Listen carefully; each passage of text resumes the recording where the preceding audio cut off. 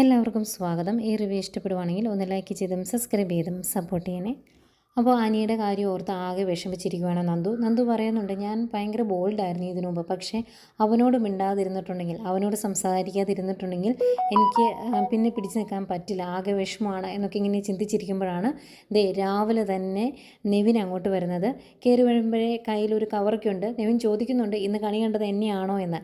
അന്നേരം വീട്ടിലുള്ളവരെ കണ്ടു, പുറത്തുനിന്നുള്ള ആളെ ആദ്യമായിട്ട് കാണുന്നത് ഇന്ന് നെവിനേട്ടൻ തന്നെയാണ് എന്ന് പറയുന്നു. എന്നിട്ട് എന്താ രാവിലെ ഇങ്ങ് പോകുന്നത്, കയ്യിലൊരു കവറൊക്കെ ഉണ്ടല്ലോ എന്നിങ്ങനെ പറയുമ്പം, ഈ കവർ ഞാൻ നന്ദുവിന് വേണ്ടി മേടിച്ച ബർത്ത്ഡേ ഗിഫ്റ്റാണ് എന്ന് പറഞ്ഞ് അതങ്ങ് കൊടുക്കുവാണ്.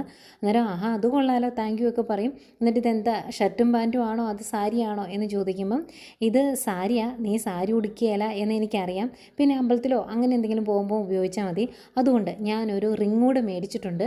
മൂർത്തി ജ്വല്ലറി 10 മണിയായിട്ടല്ലേ തുറക്കുള്ളൂ, അതുകൊണ്ട് ഞാൻ എൻ്റെ ഒരു കൂട്ടുകാരൻ്റെ കട തുറപ്പിച്ച് അവിടുന്ന് ഒരു റിങ് മേടിച്ചുകൊണ്ടാണ് വന്നത് എന്ന് പറഞ്ഞ് ആ മോതിരം അങ്ങ് എടുത്തു കൊടുക്കുവാണ്. അന്നേരം നന്ദു പറയുന്നുണ്ട് കേട്ടോ, ഇത്രയും വില കൂടി ഗിഫ്റ്റൊന്നും എനിക്ക് വേണ്ടായിരുന്നു നവീനേട്ടാ, ഇതിൻ്റെ ആവശ്യമില്ലായിരുന്നു എന്ന് പറയുമ്പം, അതൊന്നും കുഴപ്പമില്ല, ഇഷ്ടമുള്ളവർക്ക് വേണ്ടി ഗിഫ്റ്റ് മേടിക്കുന്ന ഒരു സന്തോഷമല്ലേ എന്ന് പറഞ്ഞ് കയ്യിലോട്ട് കൊടുക്കും. എന്നിട്ട് അത് ഇട്ട് നോക്കാൻ പറയുക. അപ്പം നന്ദു അത് ഇട്ട് നോക്കുന്ന സമയത്ത് അത് ടൈറ്റാണോ നോക്കട്ടെ എന്ന് പറഞ്ഞ് അത് നെവിൻ തന്നെ കയറ്റിയിടുവാണേ. എന്നിട്ട് മനസ്സിൽ നെവിൻ ഓർക്കുവാണ്, ഇത് ശരിക്കും ഒരു റിങ് എക്സ്ചേഞ്ച് തന്നെയാണ് എന്ന്. എന്നിട്ട് നല്ല മോതിരമാണ് എന്നൊക്കെ പറഞ്ഞ് നിൽക്കുന്നു. അന്നേരവും നന്ദു പറയുന്നുണ്ട്, ഇത്രയും വില കൂടി ഗിഫ്റ്റിൻ്റെ ഒന്നും ആവശ്യമില്ലായിരുന്നു എന്നൊക്കെ. അന്നേരം അതൊന്നും സാരമില്ല എന്ന് പറയും. എന്നിട്ട് നെവിൻ അതിൻ്റെ കൂടെ പറയുന്നുണ്ട്, ഏതായാലും ഇന്നലെ നടന്നതൊക്കെ ഒരു നിമിത്തം പോലെ എനിക്ക് തോന്നുവാണ്. അവന്മാർ ആ ആക്സിഡൻറ്റ് ഉണ്ടാക്കാനും അതിൻ്റെ പേരിൽ ഞാൻ സ്റ്റേഷനിൽ വരാനും നന്ദുവിൻ്റെ പിറന്നാൾ അറിയാനും എല്ലാവരും കൂടി കേക്ക് മുറിച്ചു, അത് പരസ്പരം നമുക്ക് കഴിക്കാൻ സാധിച്ചു, അതൊക്കെ ഒരു നിമിത്തം പോലെ എനിക്ക് തോന്നി എന്ന് പറയുമ്പോൾ, അങ്ങനെയൊന്നും ഇല്ല എന്ന് നന്ദു പറയും. അന്നേരം നെവിൻ ചോദിക്കുന്നുണ്ട്, എന്നോട് അനി പോലും പറഞ്ഞില്ല നിൻ്റെ ബർത്ത്ഡേ ആണ് എന്നുള്ള കാര്യം, അനി അറിഞ്ഞില്ലായിരുന്നു എന്ന് ചോദിക്കുമ്പോൾ, എപ്പോഴോ പറഞ്ഞതായിട്ട് ഓർക്കുന്നു, ഞാനും അതിനെപ്പറ്റി അങ്ങ് പറഞ്ഞില്ലാന്ന് തോന്നുന്നു, മറന്നുപോയി എന്ന് പറയും. അങ്ങനെ ഇവർ സംസാരിച്ച് നിൽക്കുമ്പോഴേക്കും കനകയും ഗോവിന്ദനോട് വരുന്നു. രാവിലെ മോർണിംഗ് പോകുന്നോ എന്ന് ചോദിക്കുമ്പോഴേക്കും, ഞാൻ രാവിലെ ഒരു ബർത്ത്ഡേ ഗിഫ്റ്റ് കൊടുക്കാൻ വേണ്ടി വന്നതാണ് എന്ന് പറയും.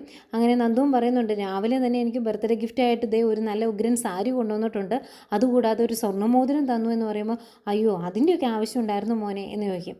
അന്നേരം അത് സാരമില്ലെന്നേ, ഞാൻ ഇവൾക്ക് കൊടുക്കുന്ന ഒരു ഗിഫ്റ്റായിട്ട് കൂട്ടിയാൽ മതി, കാരണം ഒരു വക്കീലായ എനിക്ക് പോലീസുകാരുടെ ആവശ്യം എപ്പോഴും ഉണ്ട്, അതുപോലെ പോലീസുകാർക്ക് വക്കീലിൻ്റെ ആവശ്യമുണ്ട്. എൻ്റെ പല കാര്യങ്ങളും ഇപ്പം നടന്നു പോകുന്നത് ഇവൾ അവിടെ ഇരിക്കുന്നത് കൊണ്ടാണ്. ഇന്നലെ തന്നെ എൻ്റെ 2 ക്ലയൻറ്റിനെ ജാമ്യം കിട്ടിയത് ഇവൾ അവിടെ ഉള്ളത് കൊണ്ടാണ് എന്നൊക്കെ ഇങ്ങനെ പറയുക. എന്നിട്ട് പറയുന്നുണ്ട്, സാധാരണ ഇങ്ങനെയുള്ള കാര്യങ്ങളൊക്കെ നടക്കുമ്പം ചിലർ കൈക്കൂലി മേടിക്കും, ഇവൾ കൈക്കൂലി മേടിക്കുകയല്ലോ, ഇവൾക്ക് ഞാൻ എന്തെങ്കിലും കൊടുത്താൽ തന്നെ ഇവൾ മേടിക്കുകയല്ല, വേണ്ട എന്നേ പറയുള്ളൂ, അപ്പോൾ അങ്ങനെയുള്ള കടങ്ങളൊക്കെ ഇങ്ങനെയല്ലേ വീട്ടാൻ പറ്റുള്ളൂ എന്ന് പറയുമ്പോൾ, അപ്പോൾ ഇത് കൈക്കൂലിയാണോ എന്ന് ചോദിക്കും നന്ദു. എന്നാൽ ഇത് കൈക്കൂലിയൊന്നുമില്ല, ഇതെൻ്റെ ഒരു സ്നേഹ സമ്മാനമാണ് എന്ന് പറയും. അന്നേരം ഇത് കേട്ടുകൊണ്ട് നിൽക്കുന്ന ഗോവിന്ദൻ പറയുന്നുണ്ട്, സ്വർണ്ണത്തിനൊക്കെ ഇത്രയും വില കൂടി നിൽക്കുന്ന സമയത്ത് ഇത്രയും വില പിടിച്ച ഒരു സമ്മാനമൊന്നും കൊടുക്കണ്ടായിരുന്നു മോനെ എന്ന് പറയുന്നുണ്ട് കേട്ടോ. അന്നേരം അതൊന്നും സാരമില്ലെന്നേ, എനിക്ക് ഇങ്ങനെ സമ്മാനം കൊടുക്കാനും ബർത്ത്ഡേക്ക് ഗിഫ്റ്റ് മേടിച്ച് കൊടുക്കാനൊന്നും ഒരുപാട് ആൾക്കാരൊന്നും ഇല്ല, ഇവളുമായിട്ട് കൂട്ടുകൂടിയപ്പോൾ പിന്നെയാണ് ഞാൻ ഇവരുടെ ഇടയ്ക്കൊക്കെ ഒന്ന് ഇടയ്ക്ക് പോയി ഇരിക്കുകയൊക്കെ ചെയ്യുന്നത്, അല്ലെങ്കിൽ അങ്ങനെ ഒരു സുഹൃത്ത് വലയം പോലും എനിക്കില്ല എന്നൊക്കെ പറയുന്നു. ഏതായാലും ഇന്ന് വേറെ വലിയ ആഘോഷങ്ങളൊന്നുമില്ല, അമ്പലത്തിൽ പോയി പായസം കഴിപ്പിച്ചിട്ട് വന്നിട്ടുണ്ട് ഞാൻ, ഇത് ഞാൻ ഗ്ലാസ്സിലിട്ട് തരാം, മോനകത്തേക്ക് വാ എന്ന് പറഞ്ഞിട്ട് അവരകത്തേക്ക് പോവാണ്. അന്നേരം ഗോവിന്ദനും നെവിനും പുറത്ത് നിൽപ്പണ്ടേ. അന്നേരം ഗോവിന്ദൻ പറയുന്നുണ്ട്, മോനെപ്പോലെ ഒരു കൂട്ട് ഏതായാലും ഇവൾക്ക് ആവശ്യമാണ്, കാരണം ഇവിടെ എപ്പോഴാണ് എന്തെങ്കിലുമൊക്കെ പ്രശ്നങ്ങൾ ഉണ്ടാക്കുന്നത് എന്ന് അറിയാൻ പറ്റത്തില്ല, അതാണ് അവളുടെ സ്വഭാവം എന്ന് പറയുമ്പം നെവിൻ തന്നെ പറയുന്നുണ്ട്, നന്ദു ഈ സ്റ്റേഷനിൽ വന്ന പിന്നെ ഒരുപാട് മാറ്റങ്ങൾ സംഭവിച്ചിട്ടുണ്ട്, അതുപോലെ പല പ്രമുഖരെയും പിണക്കിയും വെച്ചിട്ടുണ്ട്, ഇനി അങ്ങോട്ട് പോയി പ്രശ്നം ഉണ്ടാക്കാണ്ടിരുന്നാൽ മതി, ബാക്കിയുള്ള കാര്യങ്ങളൊക്കെ എങ്ങനെയെങ്കിലുമൊക്കെ തട്ടിമുട്ടി പൊയ്ക്കോളൂ എന്നൊക്കെ പറയുന്നു. അത് കഴിഞ്ഞ് ഗോവിന്ദൻ ചോദിക്കുന്നുണ്ട്, മോൻ്റെ വിവാഹകാര്യമൊക്കെ എന്തായി എന്ന്. അന്നേരം നെവിൻ പറയും, അതിങ്ങനെ തട്ടിമുട്ടി അവിടെ തന്നെ കിടക്കുവാണ്, എനിക്കിഷ്ടപ്പെടുന്ന പെണ്ണിനെ അമ്മയ്ക്ക് ഇഷ്ടപ്പെടുകയില്ല, അമ്മയ്ക്ക് ഇഷ്ടപ്പെടുന്ന പെണ്ണിനെ എനിക്ക് ഇഷ്ടപ്പെടുകയില്ല, ഇപ്പം അതുപോലൊരവസ്ഥയിലാണ് മുന്നോട്ട് പോയിക്കൊണ്ടിരിക്കുന്നത്, അതങ്ങനെ അങ്ങ് നടന്നോളും എന്നിങ്ങനെ പറയുന്നുണ്ട്. എന്നിട്ട് അവരകത്തേക്ക് പോവാട്ടോ. ഈ സമയം ആകെ ടെൻഷനിലാണ് അനി ഭക്ഷണം കഴിക്കാൻ ഇരുന്നിട്ട് അതിൻ്റെ ഫ്രണ്ടിൽ വെറുതെ ഇരിക്കുക കേട്ടോ, ഭക്ഷണം പോലും കഴിക്കാൻ പറ്റുന്നില്ല, കാണുമ്പം പാവം തോന്നും.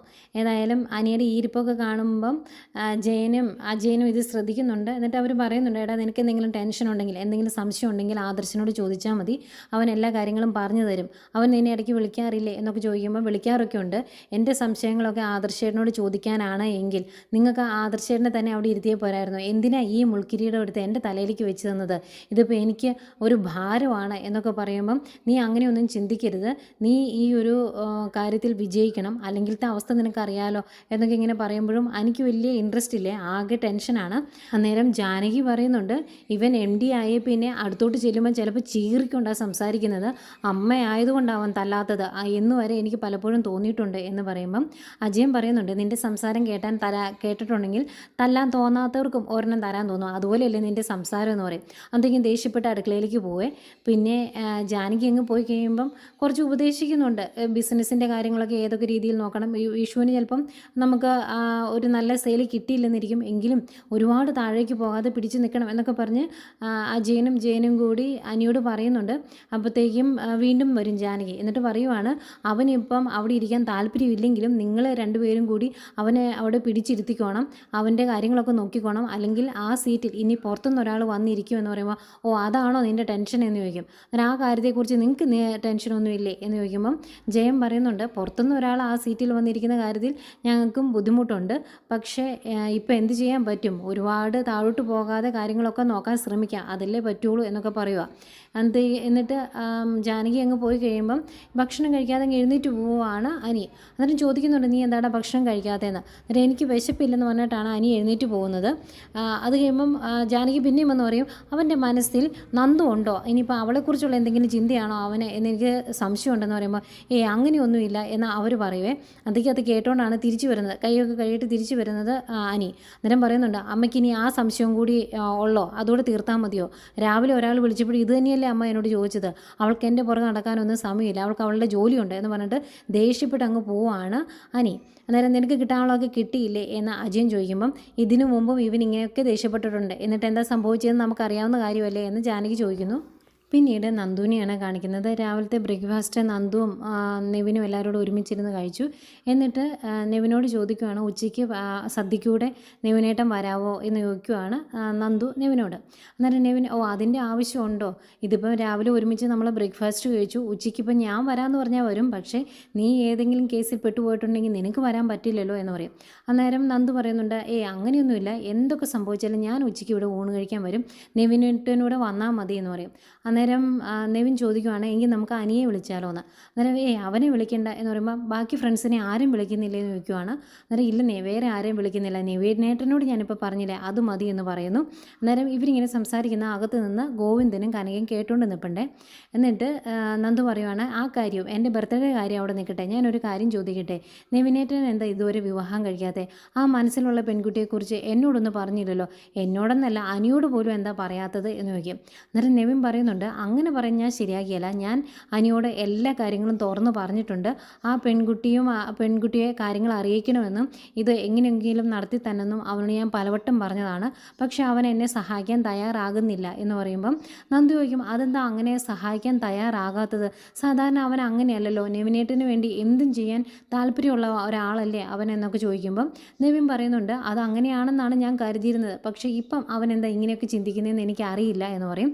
അന്നേരം നന്ദു പറയുക, എങ്കിലും ഒരു കാര്യം ചെയ്യേ, ആ ആളെപ്പറ്റി എന്നോട് പറ, ഞാനത് സെറ്റാക്കി തരാം എന്ന് പറയുമ്പം നെവിൻ പറയുവാണ്, ഇനിയിപ്പം അത് പറയാതിരുന്നിട്ട് കാര്യമൊന്നുമില്ല, ഇനിയും പറയാതിരുന്നാൽ എനിക്ക് ശ്വാസം മുട്ടും, അതുകൊണ്ട് ഞാൻ പറയുവാണ്, എൻ്റെ മനസ്സിലുള്ള ആ പെൺകുട്ടി എൻ്റെ മുന്നിലിരിക്കുന്ന നീ തന്നെയാണ് എന്ന്. അത് കേൾക്കുന്നത് ഒരു ഷോക്ക് ഏറ്റതുപോലെ ഇങ്ങനെ നിൽക്കുവാണ് നന്ദു, ഒന്നും പറയുന്നില്ലേ. ഇത് കേൾക്കുന്ന താമസം അകത്ത് നിന്ന കനകയും ഗോവിന്ദനും ഓടി ഇറങ്ങി വന്നിട്ട്, മോൻ പറഞ്ഞത് ആത്മാർത്ഥമായിട്ടാണോ, മോൻ്റെ മനസ്സിൽ അങ്ങനെ ഒരു ആഗ്രഹം ഉണ്ടോ എന്ന് ചോദിക്കുന്നു. അന്നേരം നെവിൻ പറയുന്നുണ്ട്, ആൻറ്റി എൻ്റെ മനസ്സിൽ അങ്ങനെ ഒരു ആഗ്രഹമുണ്ട്, അതാണ് ഞാൻ അവളോട് പറഞ്ഞത്, ഇനി നിങ്ങൾക്ക് ഇഷ്ടമാണെങ്കിൽ എൻ്റെ പെണ്ണിനെ കൂട്ടിക്കൊണ്ടു പോകാൻ ഞാൻ വരും എന്നിങ്ങനെ പറയുക. അന്നേരം ഗോവിന്ദൻ ചോദിക്കുന്നുണ്ട്, മോൻ്റെ അമ്മയ്ക്ക് പോലീസുകാരെ ഒന്നും ഇഷ്ടമല്ലല്ലോ, പിന്നെ എങ്ങനെ ഈ വിവാഹം നടക്കുന്നത് എന്ന്. അന്നേരം നെവിൻ പറയുന്നുണ്ട്, അവർക്ക് ഇഷ്ടമല്ലെങ്കിലും ഞാൻ അവരെ പറഞ്ഞ് സമ്മതിപ്പിച്ചോളാം, അതുപോലെ മുത്തശ്ശനെയും അമ്മയും അച്ഛനെയും ഒക്കെ സമ്മതിപ്പിച്ച് ഞാൻ ഇങ്ങോട്ട് വന്നു കഴിഞ്ഞാൽ നിങ്ങൾ ഇവളെ എനിക്ക് വിവാഹം കഴിച്ച് തന്നെ നിങ്ങൾക്ക് സമ്മതമാണോ എന്ന് ചോദിക്കുന്നതേക്കും അവർ രണ്ടുപേരോട് പറയുവാണ്, പൂർണ്ണ സമ്മതം, ഞങ്ങൾക്ക് ഒരുപാട് ഇഷ്ടമാണ് മോനെ എന്നിങ്ങനെ പറയുവാണ്. ഇത് ഇങ്ങനെ പറയുമ്പോൾ ആകെ വിഷമിച്ച് അവിടെ നിൽക്കുവാണേ നന്ദുവെ. ഇത്രയും മനസ്സിൽ ഓർത്തതാട്ടോ അനി വണ്ടി ഓടിച്ചുകൊണ്ടിരിക്കുമ്പോഴാണ് ഇതൊക്കെ മനസ്സിൽ ഓർക്കുന്നത്. പെട്ടെന്ന് വണ്ടിക്ക് എതിരെ ക്രോസ് ആയിട്ട് ഒരു ബൈക്ക് വന്നു. അന്നേരം പെട്ടെന്ന് ബ്രേക്ക് ഇട്ട് നിർത്തും. ആലോചന മൊത്തം വേറെയാണല്ലോ. ആ ബൈക്കുകാരൻ ഇറങ്ങി വന്ന് അനിയെ കുറച്ച് ചീത്ത പറയും. എന്തോ ആലോചിച്ചുകൊണ്ട് ആ വണ്ടി ഓടിക്കുന്നത്, ശ്രദ്ധയില്ലേ റോഡിൽ എന്നൊക്കെ ചോദിച്ച്. പക്ഷേ ഇവിടെ അനിയുടെ ഭാഗത്ത് തെറ്റുള്ളതായിട്ട് എനിക്ക് തോന്നിയില്ല. അനി മെയിൻ റോഡെ വണ്ടി ഓടിച്ചുകൊണ്ട് പോവുക. ഒരുത്തൻ ബ്രാഞ്ച് റോഡ് കയറി ഫ്രണ്ടിൽ കൊണ്ട് നിർത്തിയിട്ടാണ് അനിയെ ചീത്ത വിളിക്കുന്നത്. എന്തെങ്കിലും ആട്ടെ, അനിയും തിരിച്ച് രണ്ടെണ്ണം പറയും. അത് കഴിഞ്ഞ് വണ്ടി എടുത്തുകൊണ്ട് പോവുകയാണ്. അവിടെ കൂടി നിന്ന് രണ്ടുപേരും വന്ന് അനിയോട് പറയുന്നുണ്ട്, ഞങ്ങളെല്ലാം കണ്ടതാണ്, നിങ്ങൾ കൂടുതൽ സംസാരിക്കാതെ വണ്ടി എടുത്തുകൊണ്ട് പോകാൻ നോക്കുക എന്നൊക്കെ. ഏതായാലും അനി വണ്ടി എടുത്തുകൊണ്ട് ഇങ്ങ് പോരുന്നു. വണ്ടിയെ കയറി ഇങ്ങ് പോരുമ്പോഴും ആകെ ടെൻഷനാട്ടോ അനിക്ക്. ഒന്നിലും അങ്ങ് കോൺസെൻട്രേറ്റ് ചെയ്യാൻ പറ്റുന്നില്ല. ഇതിനിടയ്ക്ക് ആദർശിനെ കാണിക്കുന്നുണ്ട്. ആദർശനും അതുപോലെ നയനയും ദേവേനയും കൊച്ചും എല്ലാവരും കൂടെ ഇരുന്ന് ഭക്ഷണം കഴിക്കുന്നുണ്ട്. അന്നേരം ദേവേനി പറയുന്നുണ്ട്, അമ്മയ്ക്ക് പറ്റില്ലെങ്കിൽ പോലും എൻ്റെ കൂടെ അച്ചാറും അതുപോലെ ചമ്മന്തിപ്പൊടിയും ഒക്കെ ഉണ്ടാക്കാൻ കൂടിയായിരുന്നു എന്നൊക്കെ പറയുന്നുണ്ട്. അന്നേരം നയന പറയുന്നുണ്ട്, ഇതിൻ്റെ ഒന്നും ആവശ്യമില്ലായിരുന്നു അമ്മയെന്ന്. അന്നേരം കഴിഞ്ഞ ദിവസം പറഞ്ഞ അതേ സെയിം ഡയലോഗാണ് ഇവിടെ ദേവേനി പറയുന്നത്. മോളുടെ കൂടെ വന്ന് നിൽക്കാൻ എനിക്ക് സാധിക്കുന്നില്ല, അന്നേരം ഞാൻ ഇത്രയെങ്കിലും ചെയ്തു തരണ്ടേ എന്നൊക്കെ ചോദിക്കുന്നു. അപ്പോഴത്തേക്കും മുത്തശ്ശി വിളിക്കുന്നു. മുത്തശ്ശിയോടും കുറേ സംസാരിക്കുന്നുണ്ട്. മുത്തശ്ശി നന്നായിട്ട് ഭക്ഷണം കഴിക്കണം എന്നൊക്കെ പറഞ്ഞ് നയനെ ഉപദേശിക്കുന്നു. ആദർശ് അത് കഴിഞ്ഞ് മുത്തശ്ശിയോട് സംസാരിക്കുന്നുണ്ട്.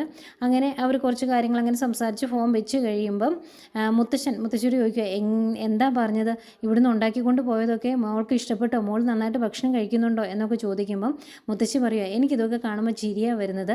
അവരെ കാണുമ്പോൾ ഭയങ്കര ദേഷ്യം കാണിക്കും, എന്നിട്ട് അവരുടെ കാര്യത്തിൽ ഇതുപോലെ വേവലാതി, ഇതിൻ്റെയൊക്കെ ആവശ്യമുണ്ടോ എന്ന് ചോദിക്കുമ്പം മുത്തശ്ശൻ പറയുന്നുണ്ട്, ഇതിൻ്റെയൊക്കെ ആവശ്യമുണ്ട്, ഞാൻ എൻ്റെ മനസ്സ് തൻ്റെ മുന്നിൽ തുറന്നതല്ലേ, എന്നിട്ടും താൻ എന്തിനാണ് ഇങ്ങനെയൊക്കെ സംസാരിക്കുന്നത് എന്ന് ചോദിക്കും. അത് കഴിഞ്ഞ് മുത്തശ്ശൻ പറയുന്നുണ്ട്, ഒരു പലഹാരം ഉണ്ടാക്കുന്ന സ്ത്രീയുടെ കാര്യം പറഞ്ഞില്ലേ, അവരെ വിളിച്ച് കുറേ പലഹാരങ്ങളൊക്കെ ഉണ്ടാക്കണം, എന്നിട്ട് മോൾക്ക് കൊണ്ട് കൊടുക്കണം. അതുപോലെ ഒരു ദിവസം കുറഞ്ഞത് ഒരു 5 തവണയെങ്കിലും മോളെ വിളിക്കണം, എന്നിട്ട് ഭക്ഷണം കഴിക്കുന്ന കാര്യവും അതുപോലെ വേണ്ട നിർദ്ദേശങ്ങളും ഒക്കെ കൊടുക്കണം, മോളുടെ കാര്യത്തിൽ നന്നായിട്ട് ശ്രദ്ധിച്ചോണം എന്നൊക്കെ പറയുന്നു. അതുപോലെ ആദർശനും നയനയ്ക്കും വേണ്ടി അമ്പലത്തിൽ വഴിപാട് കഴിക്കണം, അവരുടെ കാര്യങ്ങളൊക്കെ ശ്രദ്ധിക്കണം എന്നൊക്കെ ഇങ്ങനെ വാതോരാതെ പറയുന്ന മുത്തശ്ശനെ കാണിക്കുന്നുണ്ട്. പിന്നീട് നമ്മുടെ അനിയെ കാണിക്കുന്നുണ്ട്. അനി ഓഫീസിൽ വന്നിട്ടും ആകെ ടെൻഷനാണ്. അപ്പം ഇപ്പം സെയിൽസ് കുറവായതുകൊണ്ട് കുറച്ചുകൂടി പ്രൊമോഷൻ കൊടുക്കണം, കുറച്ചുകൂടെ പരസ്യം കൊടുക്കണം. അതിനെപ്പറ്റി പറയാനായിട്ട് മാനേജർ വരുന്നുണ്ട്. അപ്പം മാനേജരോട് തട്ടിക്കയറുക, ഇതിനെപ്പറ്റി ഒന്നും എനിക്കറിയത്തില്ല, നിങ്ങൾ വേണമെങ്കിൽ ആദർശേട്ടനെ വിളിക്കുക, എന്നിട്ട് ആദർശേട്ടനോട് ചോദിച്ചിട്ട് എന്തെങ്കിലും ചെയ്താൽ മതിയെന്ന്.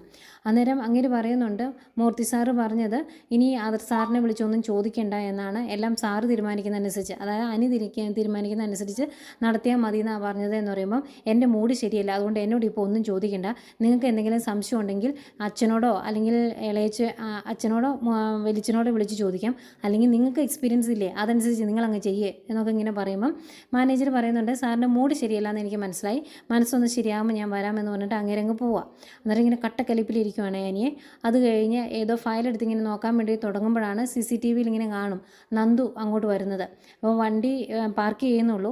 ഈ സമയം മാനേജറെ വിളിച്ച് പറയുന്നുണ്ട്, ആരിങ്ങോട്ട് വന്നാലും ഇങ്ങോട്ട് കടത്തി വിടണ്ട, ദൈവം തമ്പുരാണെങ്കിൽ പോലും ഇങ്ങോട്ട് കടത്തി വിടണ്ട, ഞാൻ ഇല്ലെന്ന് പറഞ്ഞേരെ എന്ന് പറഞ്ഞിട്ട് ഫോം വയ്ക്കുവാണ്. ശരിയെന്ന് മാനേജരും പറയും. അത് കഴിഞ്ഞ് അനി ഇങ്ങനെ മനസ്സിൽ ഓർക്കുവാണ്, ഇന്നലെ എൻ്റെ മനസ്സിലുണ്ടായ വേദന അത് അത്ര പെട്ടെന്നൊന്നും തീരില്ല എന്ന്. ഇത്രയും കാണിച്ചുകൊണ്ടാണ് ഇന്നത്തെ എപ്പിസോഡ് അവസാനിക്കുന്നത്.